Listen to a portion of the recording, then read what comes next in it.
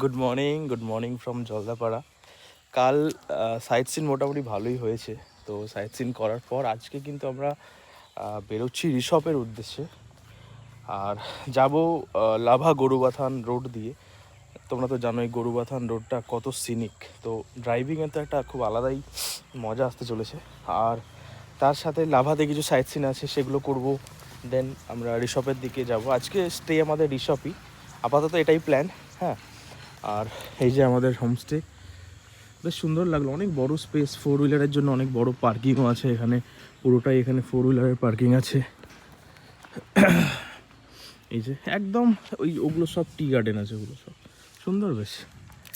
আর just গাড়ি একটু cold start করবো, দেন লাগেজ টাগেজও ওঠানোর আছে।